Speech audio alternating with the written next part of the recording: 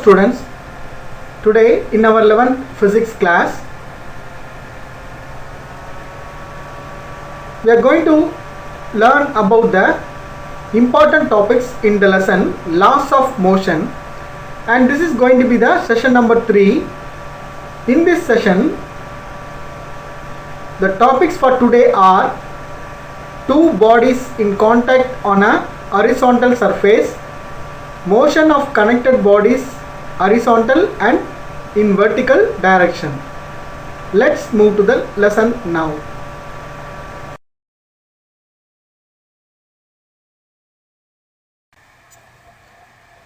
We are going to see two bodies in contact on a horizontal surface. It's another topic, and in this topic let us have one diagram and consider two blocks of masses m1 and m2. m1 is greater than m2, that you know, kept in contact with each other, both have a contact with each other on a smooth horizontal frictionless surface. Now by the acceleration of horizontal force, both the blocks are set into motion with the acceleration a simultaneously in the direction of the force F. Here we got two blocks of masses m1 and m2, and m1 is greater than m2.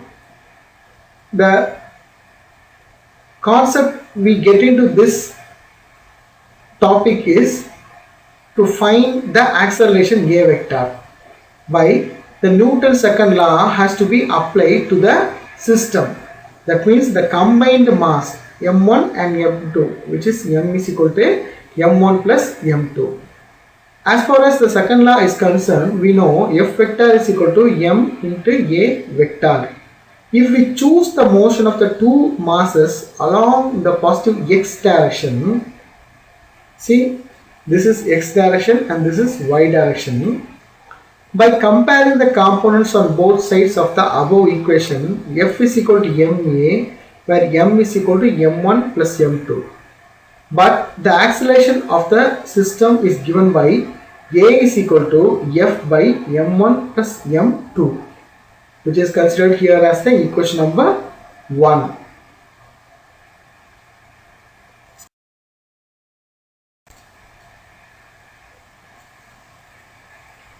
Then the force exerted by the block m1 on m2 due to its motion is called the force of contact, that is F vector into 21 or 21.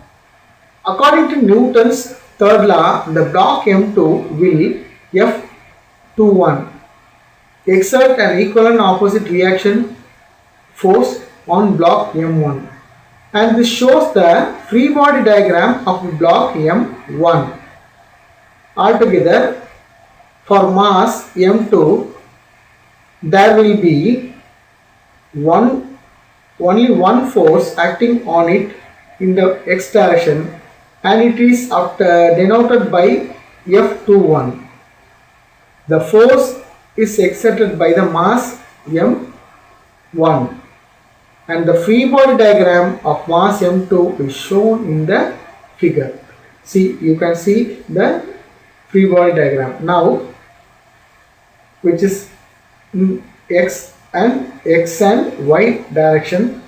Here the ball have two types of frictions. It has been forced from the right and to the left. Then the displacement F2 towards F12, it travels from F to the position M1G. Now Fi cap is equal to F12I or equal to M1A I cap. By comparing the components on both sides of the above equation, we get F is equal to minus F12 is equal to M1K, or F12 is equal to F minus m1a.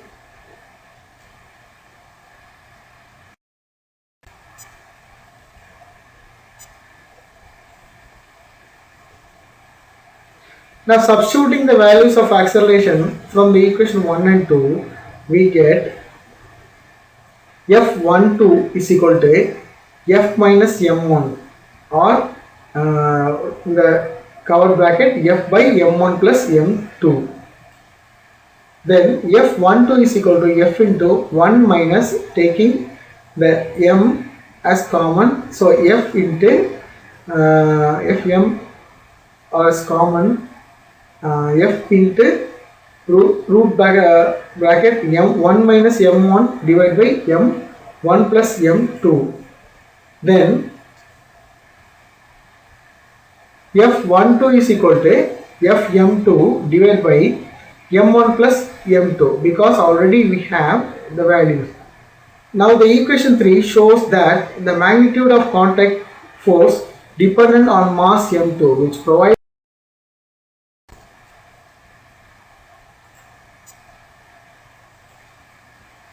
and in vector notation the reaction force of mass M1 is given by F21 is equal to Fm2 divided by M1 plus M2. Here is the another free body diagram which is based on the M2. You can see the L axis and Y axis, and you can see the free body diagram moving to its right. Then N is equal to gives the M2G, and F is equal to 1. And for mass M2, there is only one force acting on it in the x direction, and it is denoted by F21. Then the force is exerted by the mass M1. Free body diagram for mass M2 is the shown figure. Applying Newton's second law of mass, we get F21 I cap is equal to M2 A1 I cap. This is already second law of equation. F is equal to M A. Now comparing the components on both sides of the above equation, F21 is equal to M2A, which is considered as the equation number 4, and substituting for acceleration from equation 1 and in equation 4, we get F21 is equal to Fm2 divided by M1 plus M2. In this case, the magnitude of the constant force is F21 is equal to Fm2 divided by M1 plus M2, and the direction of the force is along the positive x direction. In vector notation, the force acting on mass M2 exerted by the mass M1 is F21 is equal to Fm2 divided by M1 plus M2.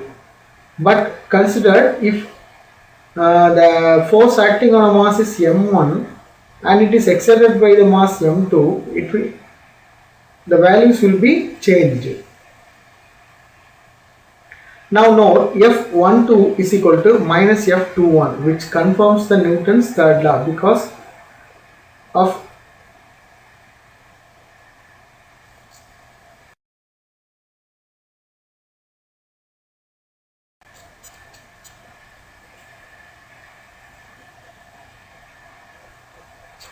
motion of connected bodies. When objects are connected by string and a force F is applied either vertically or horizontally or along an inclined plane, it produces a tension T in the string, which affects the acceleration to an extent. So let's discuss various cases for the same. First, we take the vertical motion of the body along the string. Now consider two blocks of mass m1 and m2. Okay, here m1 is little greater than m2. So this m1 and m2 are connected by a light and inextensible. The inextensible means that rope will not extend thereafter. Okay, so that passes over a pulley as shown in figure. Let the tension in the string be T and the acceleration be A. When the system is released or realized, both the blocks start moving, M1 vertically upward and M1 vertically downward and M2 vertically upward with a same acceleration J. We get the gravitational force M1G on mass M1 is used in lifting the mass M2.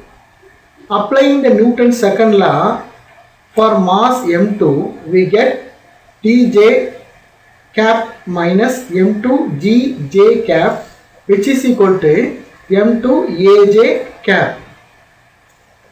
By comparing the components on both sides, we get Tj minus M2G is equal to M2 into A. Similarly, applying the Newton's second law for mass M1, we get Tj cap minus M1Gj cap is equal to minus M1A into J.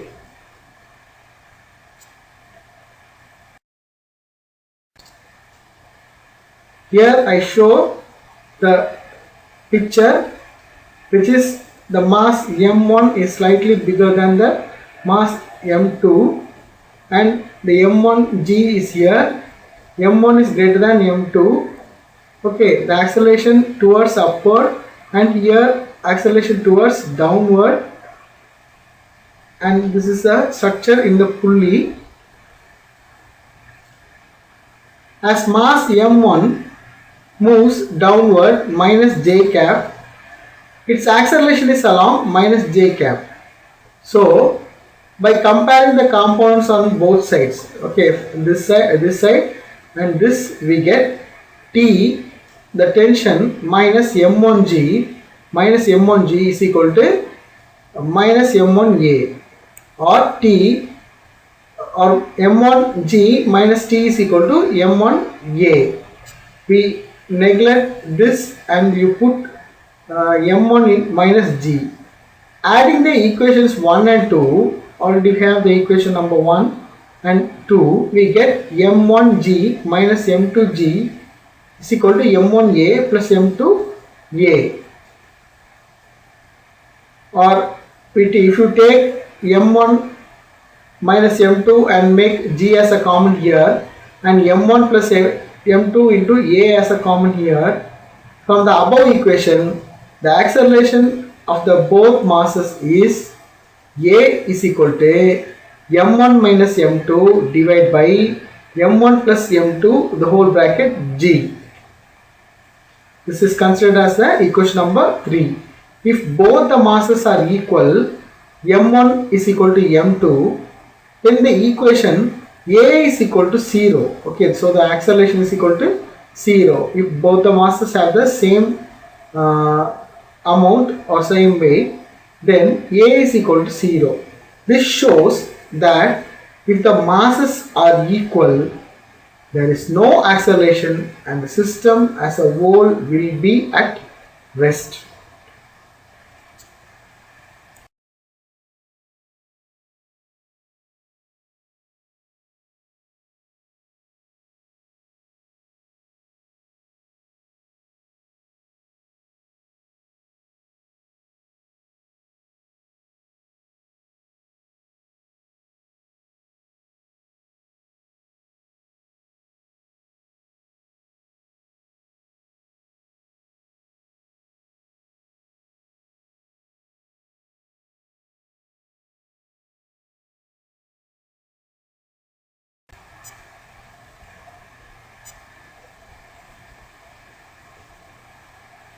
Now substituting the values of acceleration from the equation 1 and 2, we get F12 is equal to F minus M1, or in the cover bracket F by M1 plus M2.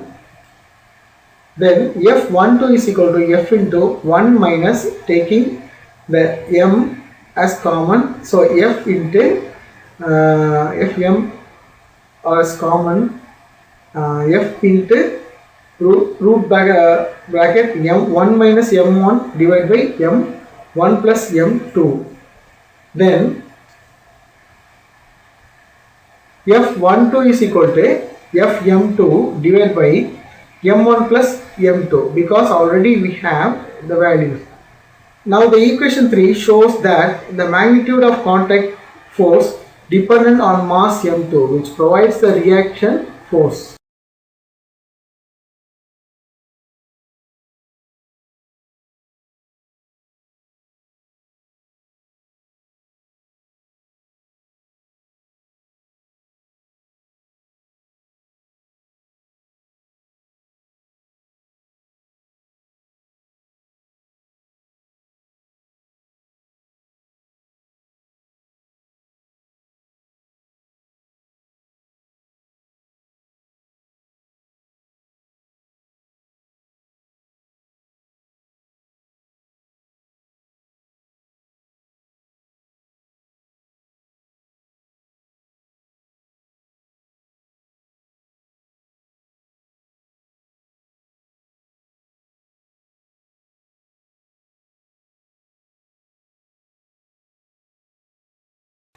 I will show you why it is in y direction. See, in this this is mass m1 and this is mass m2. While weighing this, it will create attracted by the gravitational force, so towards m1g, and it's against the vertical force y, and the acceleration becomes 0 here. Then t is equal to m1 into g. By comparing the components on both sides of the above equation, we get T minus m1g is equal to minus m1a, which is considered as the equation number 1. And applying the Newton's second law for m2, we get T I cap is equal to m2 ai cap along the x direction. This is the x direction. By comparing the components on both sides of the above equation, we get T is equal to m2 into a, and this is considered as the equation number 2. There is no acceleration along y direction for m2. So n j cap minus m2 g j cap is equal to 0, and by comparing the components on both sides of the above equation, we get n into j cap minus m2 into g cap is equal to 0. If you take n in the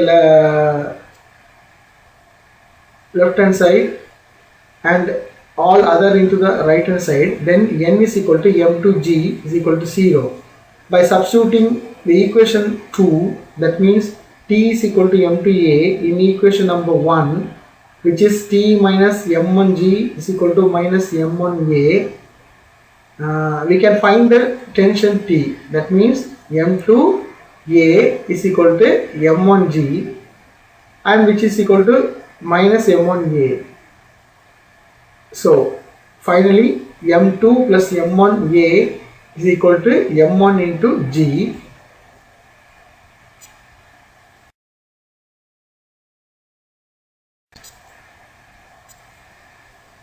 Then a is equal to m1 divided by m1 plus m2 into g. This is equation number 3. Tension in the string can be obtained by substituting equation 3 in 2, which is T is equal to m1 m2 divided by m1 plus m2 g. This is the free body diagram. which shows you the M2, okay, north, and this is another diagram which T M1 and M1G, here L and X directions. Comparing motion in both cases, it is clear that the tension in the string for horizontal motion is half of the tension for vertical motion for same set of masses and strings. Thank you students, thank you for your patience. Let me ask only one thing, study each and every day, okay, don't waste your time which you got is very precious.